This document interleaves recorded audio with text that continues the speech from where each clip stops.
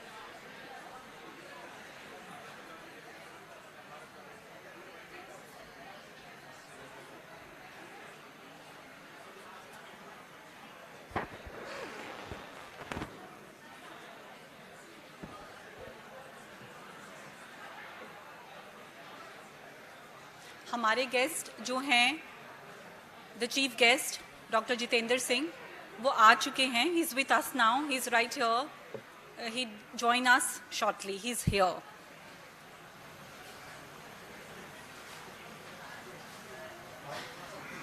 Ji, is it fine now? Better?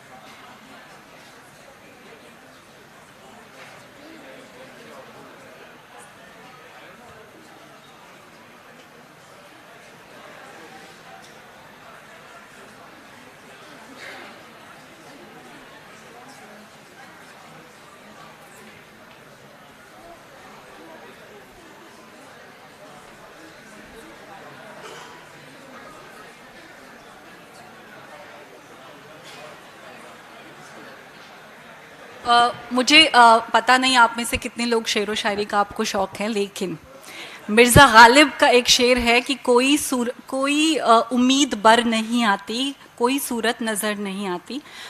तो आप ऐसा मत बिल्कुल सोचिए, सूरत हमें नज़र आ चुकी है, सूरत नज़र आ चुकी है, and our guest is here, so please be patient, you are already very patient with us. So वो यहाँ पे जो है वो बात नहीं है जो मिर्ज़ा गालिब कहना चाह रहे थे। हमें जो है सूरत नज़र आ चुकी है, हमारे गेस्ट आ चुके हैं, उनकी सूरत भी हमने देख ली है, तो वो बस जल्दी ही आ जाएंगे।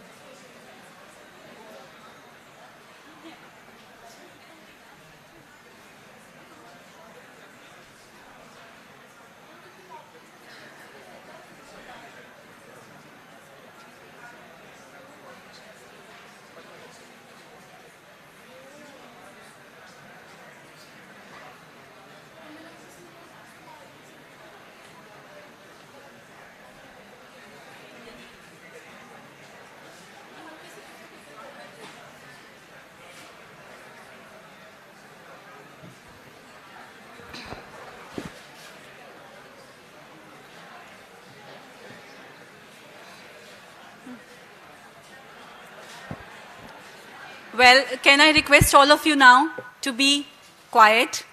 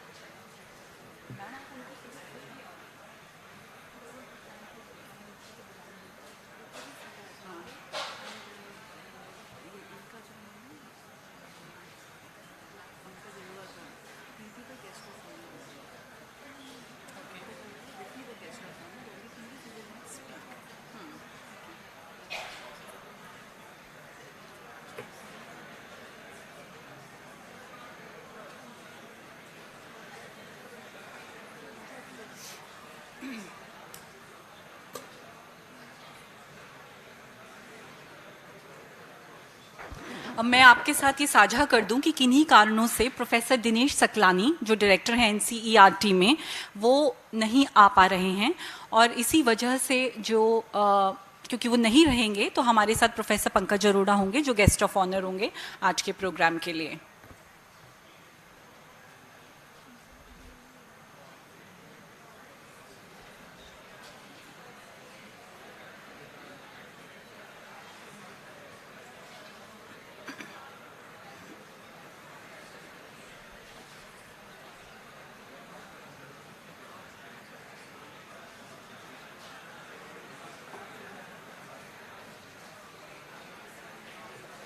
We are very happy to have with us Dr. Jitendra Singh, the Minister of State.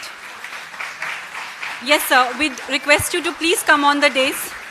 We'd request all our dignitaries to come on dais. We are very happy to have all of you.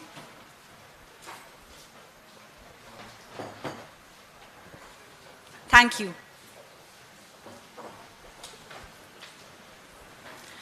A very good afternoon to all of you. I welcome you on behalf of the Cluster Innovation Center to this 3-day national seminar on innovation in higher education through public-private partnership model in higher education, which the center is organizing in collaboration with the Delhi Science and Technology Cluster, DRIVE. This is under the Office of the Principal Scientific Advisor, Government of India. Well, no need to say that public-private partnership has been very, very contentious. So therefore, it becomes even more important to discuss it. Nonetheless, our speakers and other dignitaries would be talking about it. I think there cannot be a better way to start a program than to begin with our national anthem, which celebrates our diversity. So can I request you to now rise for the national anthem?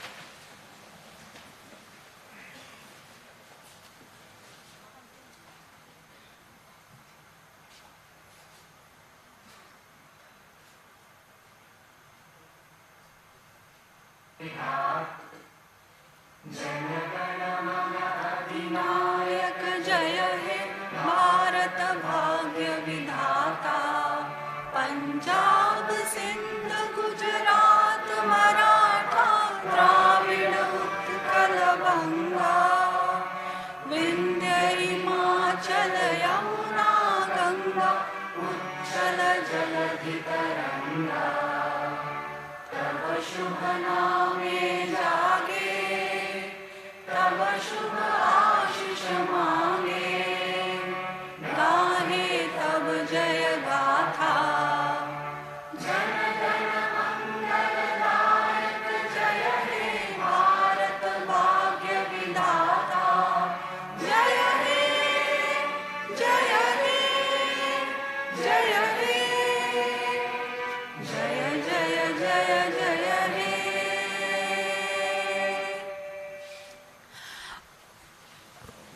बहुत शुक्रिया आप सब लोगों का. Now can I invite our dignitaries for the lamp lighting ceremony.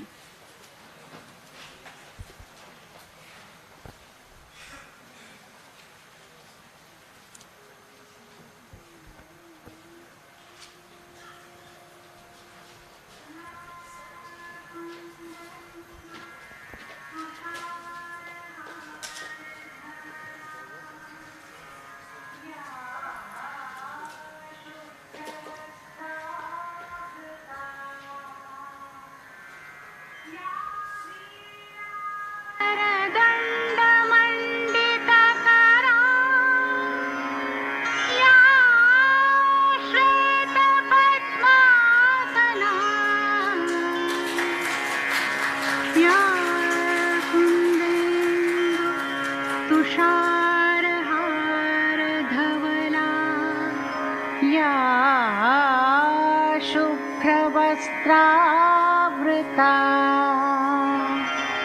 या वीणावरदण्डमण्डितकरा या श्वेतपद्मासना. आप सभी का बहुत धन्यवाद. Dr. Jitendra Singh, a professor of medicine and diabetes, is a Union Minister of State holding independent charge of the Ministry of Science and Technology and Ministry of Earth Sciences. In addition to these responsibilities, he is also the Minister of State in the Prime Minister's office, where he holds portfolios of the Ministry of Personnel, Public Grievances and Pensions, Department of Atomic Energy, Department of Space. जैसा आप खुद देख सकते हैं ये फहरिस्त काफ़ी लंबी है और ऐसा बहुत कुछ है जो सर के बारे में बताया जा सकता है, लेकिन क्योंकि वक्त कम है फिर भी मैं एक बात जिसको कि बताना चाहूँगी वो ये कि आप आते हैं ऐसी जगह से, जम्मू और कश्मीर की जो यूटी है उसमें आप डोडा से आते हैं, जो चिनाब वैली की बहुत ही खूबसूरत एक किश्तवाड़ डोडा ये जो जगह है ये बहुत सुंदर है और अलग अलग यहाँ पे चैलेंजेस रहते हैं. तो यहाँ से जब हमारे पब्लिक रिप्रेजेंटेटिव्स आते हैं तो और भी ज़्यादा खुशी होती है. So this is what I would want to mention about sir. Now I'd like to request professor Balram Pani, our Dean of Colleges, to welcome Dr. Jitendra Singh and present a memento and shawl to him.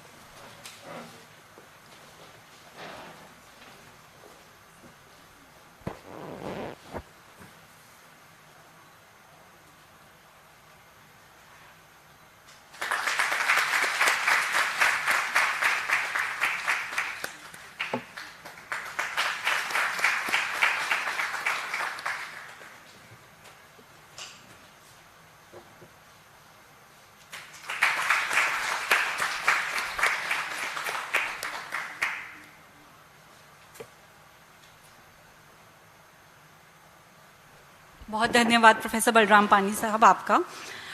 Professor Balram पानी, Dean of Colleges of University of Delhi, besides practicing chemistry, he has held several administrative positions in his career, including being the principal of the Bhaskaracharya College of Applied Sciences. And I request now Professor Shobha Bagai to felicitate Professor Pani.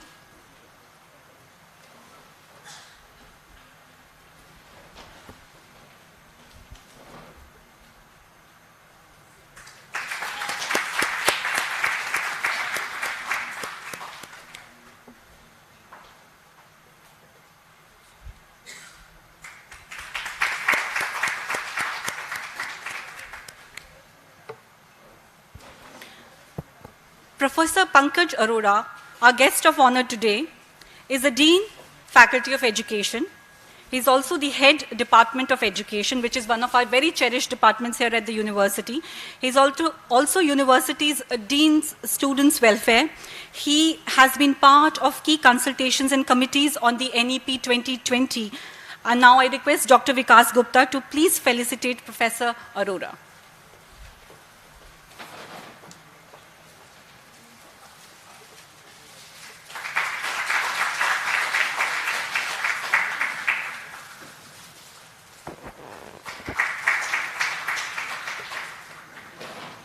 Dr. Vikas Gupta, before assuming the charge of the registrar here at the university, held senior positions at the University Grants Commission, National Testing Agency, All India Council for Technical Education, CBSE, amongst many others. I now request Professor Jyoti Sharma to welcome Dr. Vikas Gupta.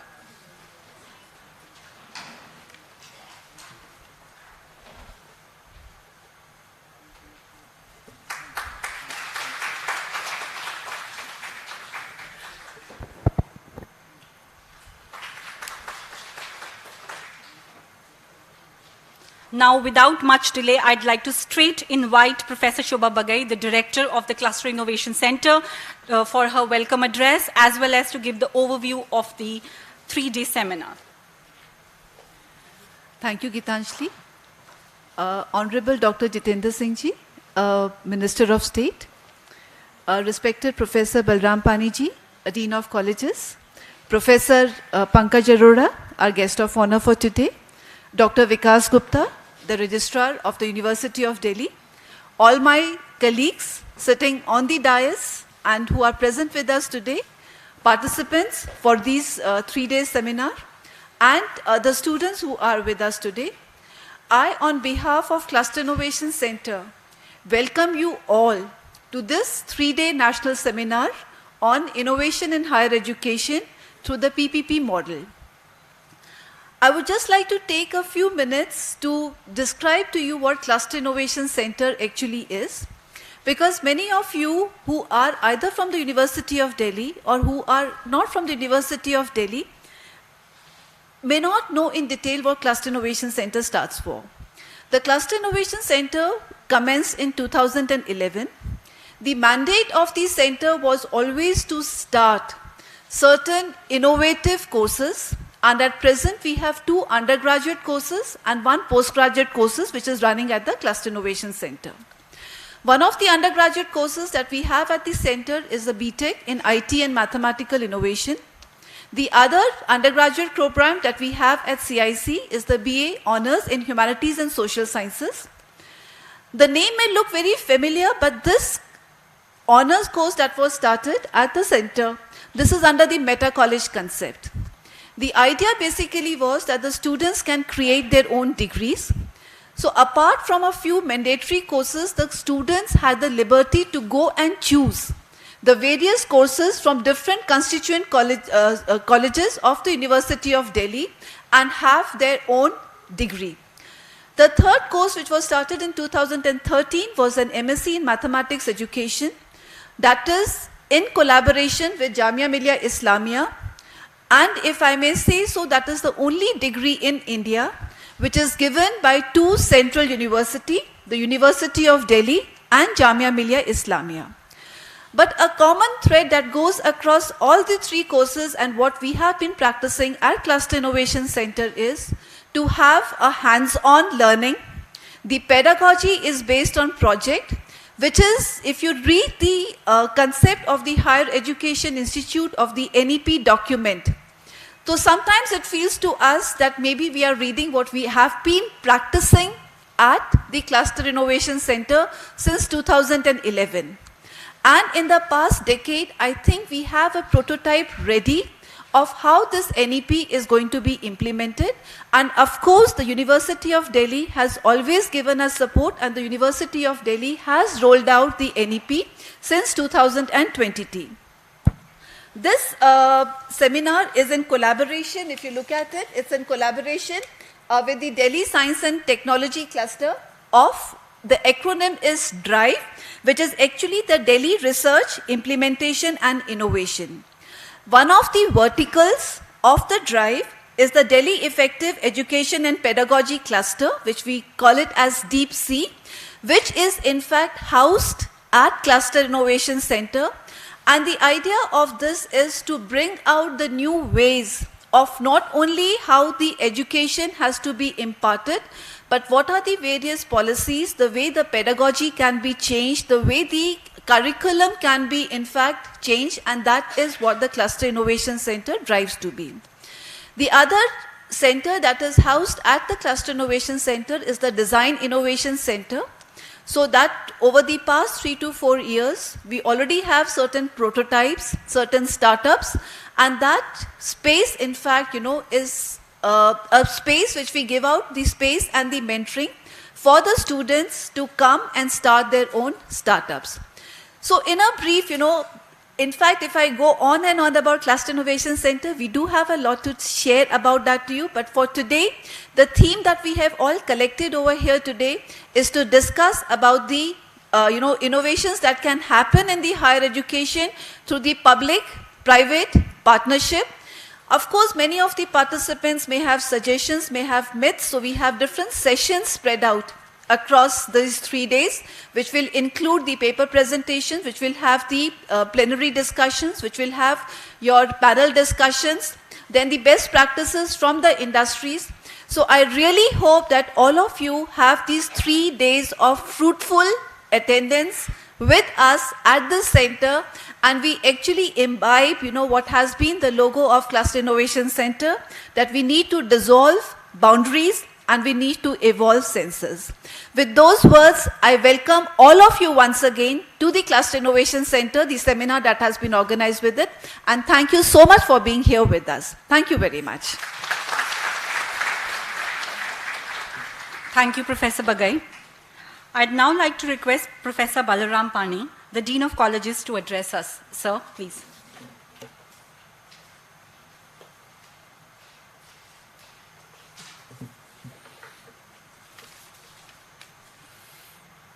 Thank you, ma'am. So, namaskar. Good afternoon to everyone. On the dais,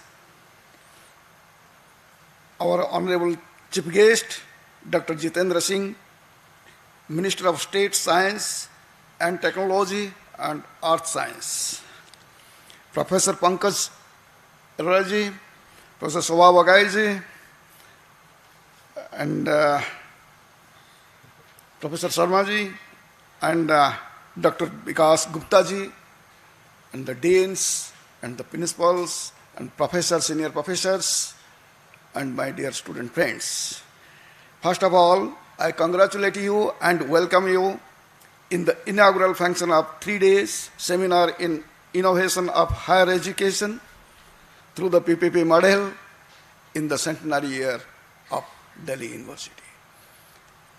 And in this year, this is here right now, it is called the innovation. Innovation in the higher educations.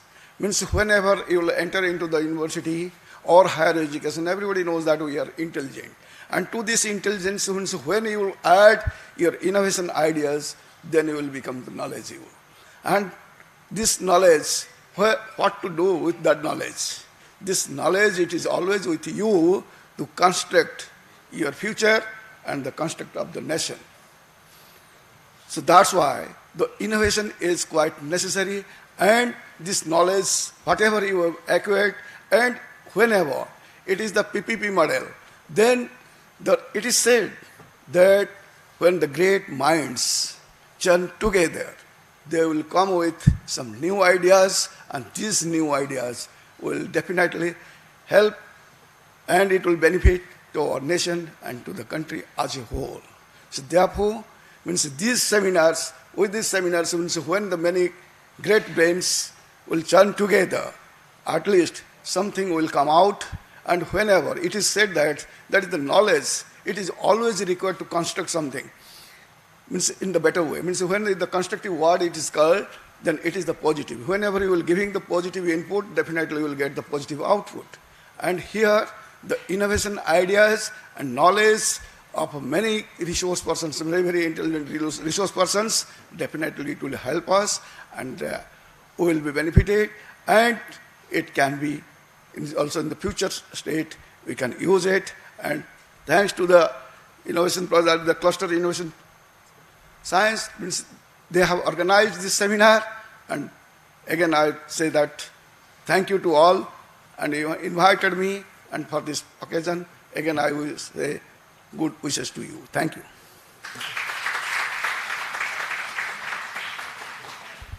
Well, now it's time to listen to our chief guest, who, as I earlier said, comes from the J&K UT and represents in the 17th Lok Sabha, he represents the Udhampur constituency. Can I invite Dr. Jitendra Singh, our Union Minister of State, for his address on this much important subject of the public-private partnership?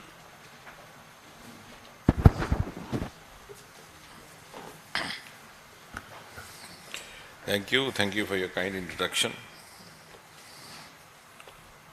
On the dais, the guest of honor, Dr. Pankaj Arora, Professor Pani, Professor Jyoti Sharma, Professor Shobha Bhagai, Professor Pankaj Tyagi, members of the faculty, students, ladies and gentlemen. At the outset, I have to thank you for having made me a part of this important 3-day event. And I think the subject is so wide, you could actually split into a number of a series of sessions and have separate deliberations, because it's not something that you could just start and conclude. So I don't know where to start from. But randomly speaking and randomly thinking, I think if you begin with the National Education Policy 2020, which is also known as the New Education Policy, it is something that India was waiting to happen for several decades. One sometimes tends to think why it had to be so late, why it didn't happen 2-3 decades ago. And there's so much of anomaly in this, also misnomers. The biggest one, the name of the ministry itself, which got changed to the new National Education Policy. It was always known as the HRD ministry for the last, that change. In fact, soon after independence, it was Education Ministry. The first ever Education Minister was Maulana Abul Kalam Azad. Somewhere midway, some brilliant brains decided to change it to HRD. And HRD has a different connotation altogether. If you see in the corporate sector, HRD is something which deals with administration and management of the personnel. So this itself was a mismatch. So we got rid of that. We are back now to the Education Ministry and an Education Minister. So you know whom you are dealing with, what you are dealing with. Secondly, the national education, before the National Education Policy 2020 came in, we were largely following an education system which was tailored, designed by the requirements of those times when the policy was formulated. And when was that? That was Macaulay's time. So it was Macaulay's education policy that you had been following by default. And when he formulated that policy, he made a very famous statement. He said, I'll create a white man living inside a brown skin.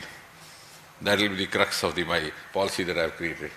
So we carried on with that. Also the feudal hangover. And then suddenly we got independence and there was confusion.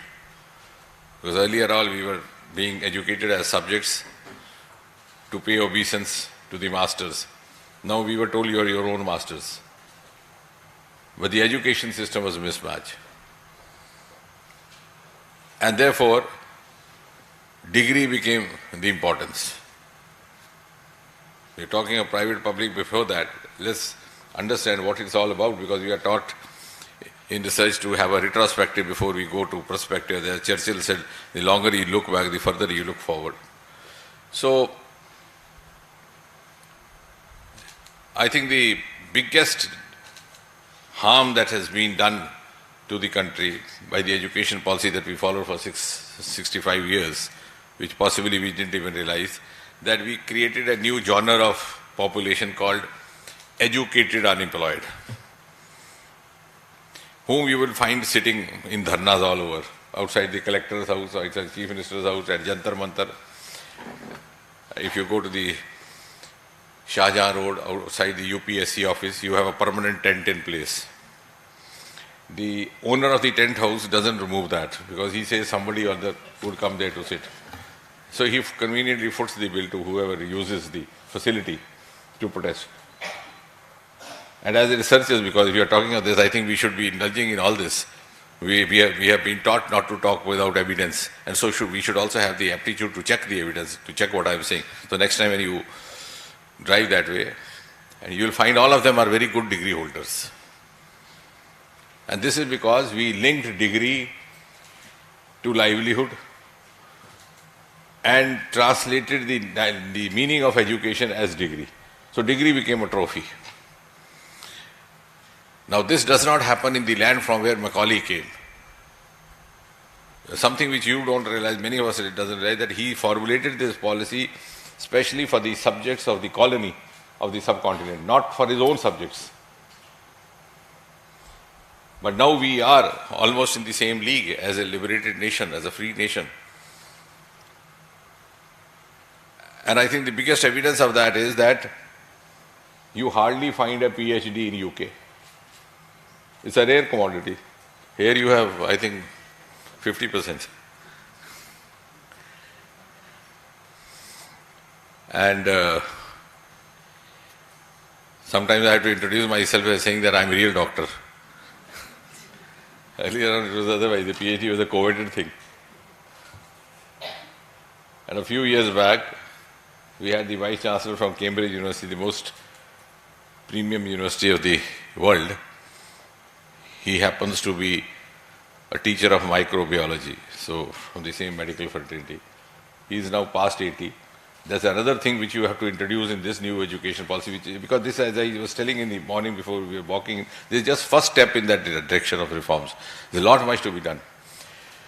Over there, the teachers don't retire, nor do the public prosecutors, as long as your faculties, mental and physical, allow you. So he's past 80. Now you have a good reason also to raise a demand for that. And that because you are looking at it as a government job. They don't. That also is a difference. So that is also a reform which is yet to come into the national education policy. So he told me, whenever he's in Delhi, he's fond of him, he calls me up and he said, "Doc, I must compliment you. If I didn't have students from India, my PhD would be closed." So when I went out, I asked the friend sitting next to me, I said, "Was it a compliment or otherwise?" He said, "What do you mean?" I said, "The grand old man does not know that the land from where he comes, a boy or a girl will go in for a PhD only if he or she has made up her mind or his mind to devote the rest of the life to that area of work, to end up coming out with something tangible or leave something for posterity to carry forward. Here I do a PhD in biotechnology and I take up a job in computer company. There is no correlation between the two. But the relationship is very comfortable between the employer and the employee. Because the employer, the proprietor of the computer company, when he goes out on a walk, Lodi garden in the morning, he tells the others, "Maine ek PhD Cambridge ka rakh liya, manager." And those who are listening to him also don't have the mind to ask kis cheez mein PhD ki hai, nor does he have to. So he gains credit for that. And his spouse and family are happy because the pay packet is also fat. So unless we correct some of these bottom line misconceptions, we cannot move forward. This national education policy has given us a cue to realize where we were and to improve upon them. Because earlier on, before that, we didn't have a cue. So there are two sections of people. Those who know that they don't know. So they go searching for the library. So I want to read this. The other who don't know that they don't know. So before 2020, we didn't know that we didn't know. We thought this is what is the norm. Now at least this has made us realize. And this mismatch of education with livelihood will be sought to be corrected through this. And that is where your theme of the PPP model also comes in. de-linking it with degree and linking it with the sources of livelihood. I think one of the beautiful provisions in this is the exit and the entry. You can leave maybe after class 12, you can try somewhere your luck, your mind doesn't sit in, you can come back. Also, you can have a combination of subjects, you can also alter them. Otherwise, what was happening? You do your class 12 in medical science, then you, or maybe the mathematical subjects, then you try for an engineering or medical. If you make it good, if you don't make it, you have no option, then you go in for BSc, medical. Then once, after having done that, you try your luck in civil services. If not civil, then the provincial services. If not even there, then what do? You can't sit idle. You go in for a post-graduation, become MSc. After that, you try your luck in some UGC university, very comfortable job, 3 hours working, and rest you can start an alternate business. But if you don't find there also, then you end up becoming some scientist or researcher. So the job which requires the best of the merit gets by default, by leftover. This is a very serious subject if you actually go home and think. Now this policy, if not wholly, at least to an extent, will seek to clear that. It will take 2 generations for it to actually be realized. Now after class 12, if you have not been able to make it to where you had planned for yourself, then you can change yourself. You can have a combination also. You could have economics also. You could have literature then. You didn't get bound up. And you could have arts and science combinations as well. So you are actually giving full potential to your aptitude, to your capacity, and also to the opportunity. You are not becoming prisoners. In the earlier policy, every passing year made you captive, more and more captive. But when you are talking of private participation, I don't know why you don't talk of also this exit entry for teachers. So I think this is one reform which could be further thought of. Just as you have entry-exit provision for students, you could have that for the teachers as well. So that would enable you to give you an option of having a better lot. I may not say the best. Otherwise, you have teacher who didn't find any other job somehow and became a teacher. I mean, these are some of the non-spoken facts. But if you go home and introspect why I became a teacher. Oh, class 11 I went to Mukherjee Nagar coachings, then got Akash, then tried that, didn't go, gradually became teacher. But that would not happen. That will be sought to be correct. You have even today many people who are in other areas, but they have an aptitude for teaching. They may not like to become full-time teachers, but they are looking for captive audience, like I also do, because they wish to share what they keep innovating in ideas. So they could come, spend some time, then go back, as you have in Harvard and other places. You have people becoming teachers, then becoming politicians, then I was telling the most distinguished example, that of Henry Kissinger. So that is one thing. The other part is, the earlier education system also gave us a kind of perverted entitlement. If you had left your studies, you felt ashamed of telling. Even if there was matchmaking happening, and the boy and the parents came to see, and कहेंगे अच्छा बेटी आपकी क्या करती है, तो before the बेटी could say कि मैंने 11वीं पढ़ाई छोड़ दी, तो माँ बीच में टोले, तो ऐसे ये भी काम करती है, सारा दिन बिजी रहती है, तो डिविएट कर दिया subject. Because all of us who are in the business of science are also social scientists. That is because there was some kind of shame attached. And I was telling some of the students the other day in one of the universities, I said in my generation, there was a very notorious term called dropout. अब 11वीं में पढ़ाई छोड़ दी, किसी कारण छोड़ी, for economic reasons, और मन नहीं करा, या फेल होते रहे. अब कैसे कहना समाज में, सब कितनी पढ़ाई की, सब 11वीं drop out. Now this education policy will eliminate that nomenclature. You are no longer a dropout. You are there by choice, out or in. And that gives you an opportunity to try your hand at the skill or at the innovation or trying the idea. For example, you get an idea for which the time is passing out. You can't wait for that. You could go out and try that. And now that's what is happening. Like for example, we opened up space to the private sector only 3 years back. We now have about 130 startups. And this Skyroot boys who launched this private rocket, which all of you saw on the screen, first ever. They were both boys, one of them from IIT Kharagpur, one from IIT Madras. They took up a job with ISRO. They got selected, of course. In 2-3 years, they learned all the tricks of the trade. They moved out, set up a private venture. They've sent up this. They're also making money out of that. They might again go back. So, A, that you have an idea. B, that you have the time frame of that idea. So this liberty comes there. Now when you say public-private participation and you try to give it a theme, focus, I think that also is because our thought process is evolving. If you are moving in that direction, there is no other option but to be PPP. It's not by choice, it's not also by obligation or charity you are doing. If you have to grow on, you have to grow on in synergy. The era and the times of silos is over. So neither the public sector can grow on its own or the private sector can grow on it, and none of them. It has to be a united effort. So you have no option but then. And even if you don't hold a seminar like this, just watch. After 20 years, it will all be private-public. And it will be all global.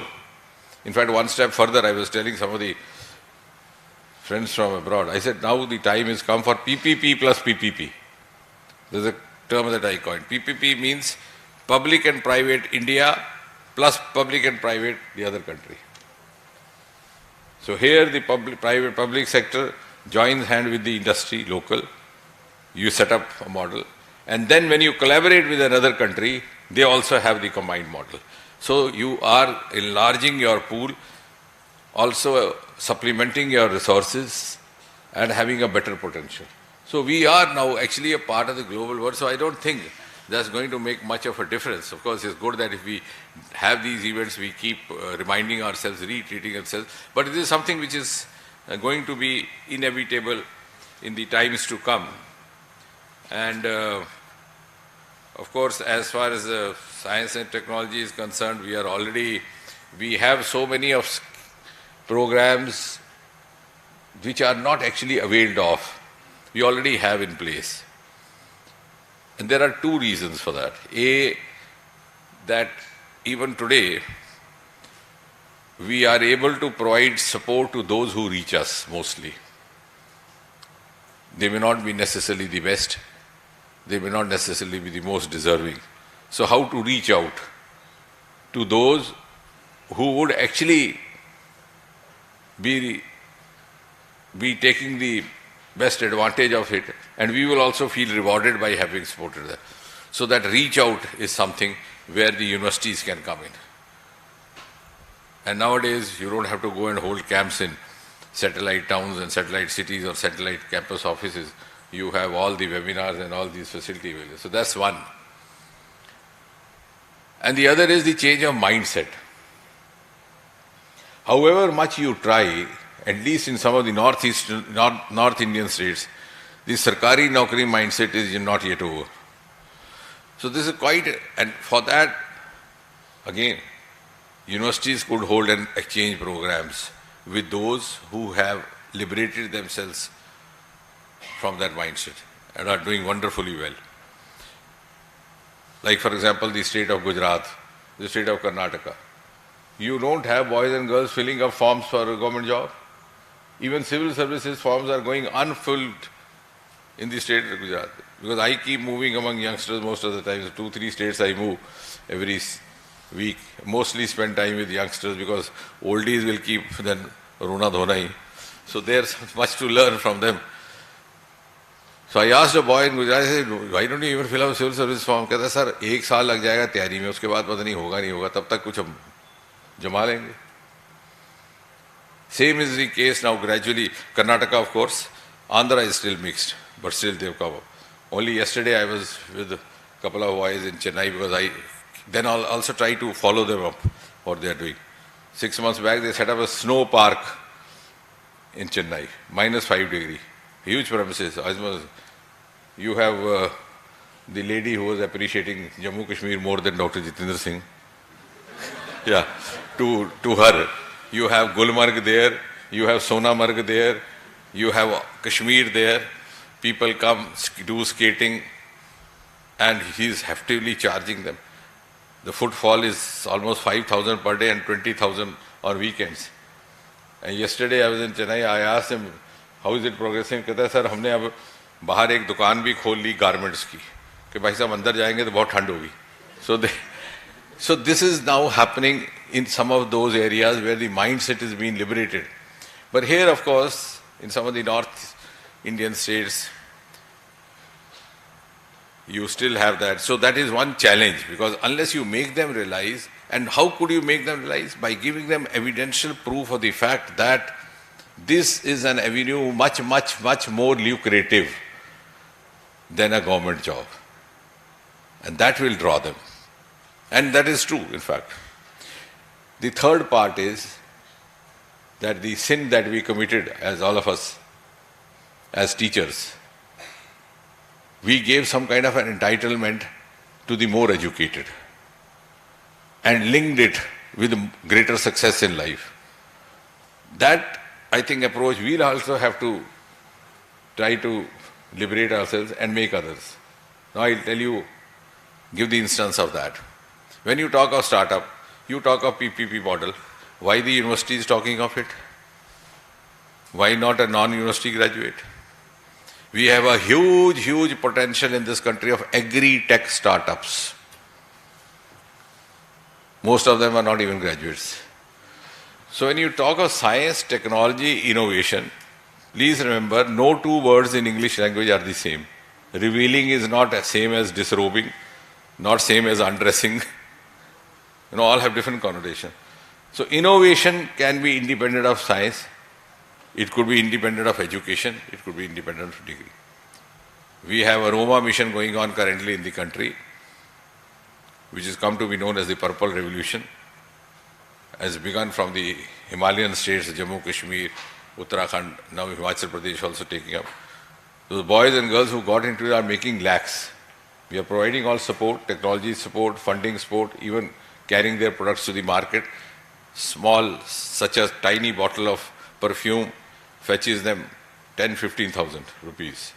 So they're rolling in. We already have, I think, about 25,000 boys, girls. Most of them not even graduates. Most of them not even science students. So if you are, because education does not mean literacy, that also first we have to understand. When we are talking of education, we think the education is the business of university alone. So the more literate you are, the more entitled you are to talk about education. But it's not that. You could be educated without being a graduate. You could be innovative without having gone to a college. And that genre is gradually coming up now.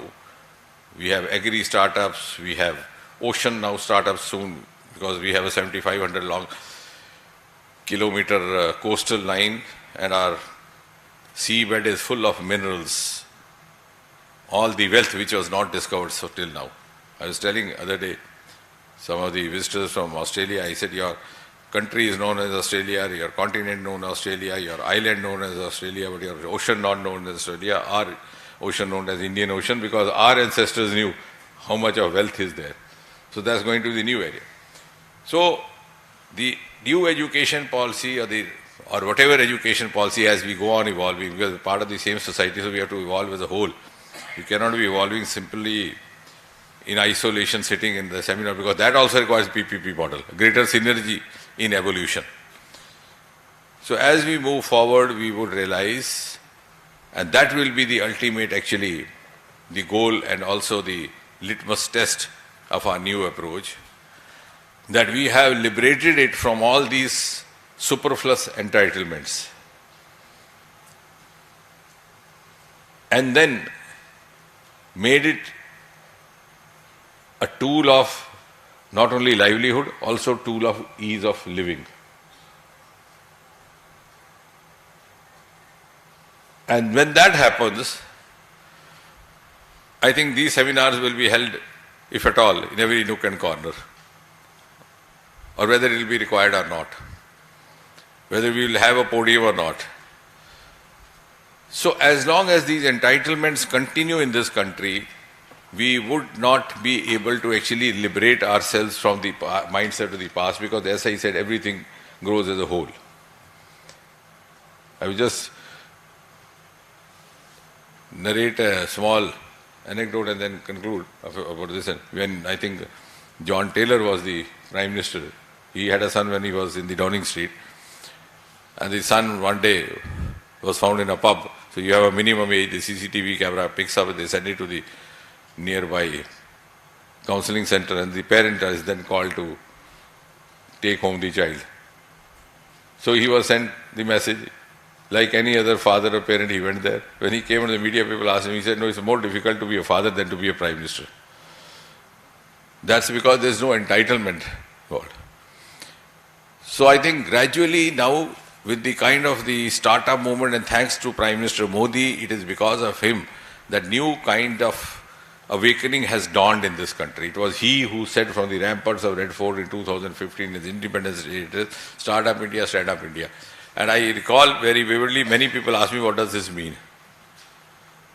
Because and the result is that from just about 350, 400 startups, we have more than 90,000. We have more than 100 unicorns. We are rated number 3 startup ecosystem in the world. Our economy is the fastest growing. We are number 5. And more gratifying is that we have overtaken the United Kingdom, which ruled over us for 200 years. So you see, the whole lot of potential waiting to happen, which had been actually held back. And I think we owe it to Prime Minister Modi that he has given it the outlet, whether I was talking of space.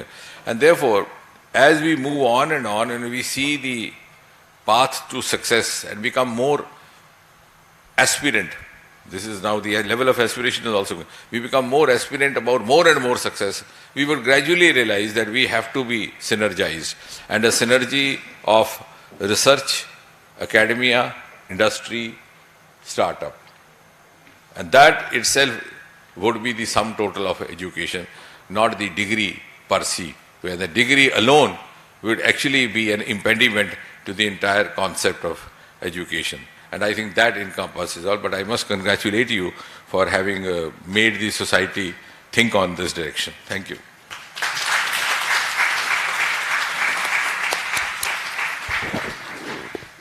Thank you, sir. Can I now invite Professor Pankaj Tyagi, who is the convener of this seminar, the national seminar. Sir. Thank you, Gitanjali.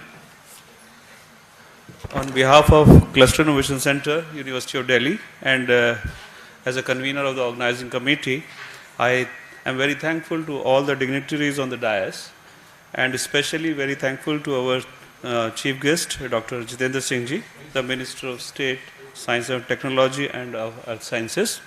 Sir, at Cluster Innovation Center, while teaching about innovation and entrepreneurship, we usually follow the practices of hands-on learning and project-based learning, as you said. This keeps on going for last 10 years, and we are doing extremely well. You have said many good things about the education policy, and we are implementing them for the last 10 years. Sir, one thing which I would like to bring to your notice is this, that when I ask, I am teaching for last 27 years, when I ask most of the students what you would like to become, and most of the time they have different options, but when I ask them, do you want to be a leader? Usually they were having not a good answer. But I told them that if you want to be, sorry.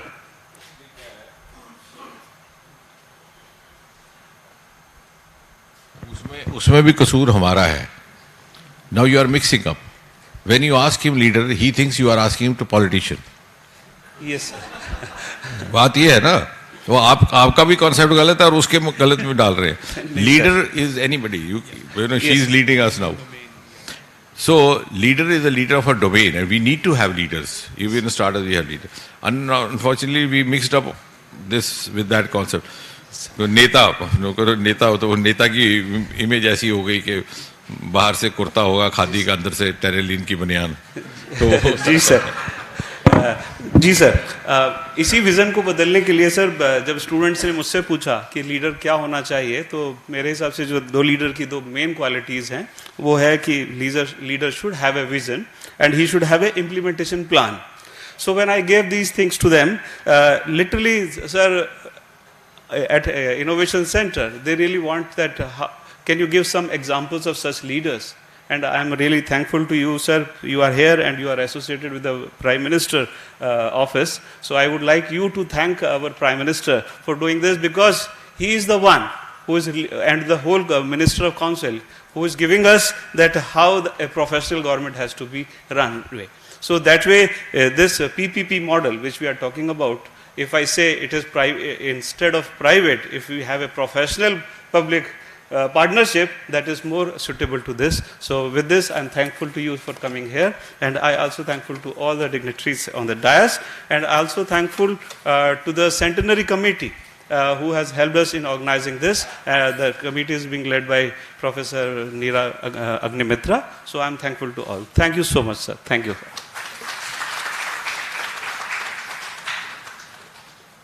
Professor Pankaj Tyagi, आपके vote of thanks के लिए बहुत शुक्रिया, और मैं अपनी सभी यहाँ बैठे डिग्निटरीज़ का धन्यवाद करना चाहूँगी एक बार फिर से, और स्पेशली ऑडियंस का धन्यवाद करना चाहूँगी जो भोजन के समय भी पूरे वक्त यहाँ बैठे रहे. आपका बहुत बहुत धन्यवाद. अब बाहर खाने के डब्बे हैं आप लोगों के लिए, आप प्लीज़ हम सब लोग मिलके खाते हैं. शुक्रिया, बहुत शुक्रिया. Just a simple announcement. We will curtail the lunch hour for half an hour. And just after the lunch hour, we have a session which our dignitary has clearly mentioned that are degrees relevant in the 21st century. So we'll quickly assemble here in another half an hour, please.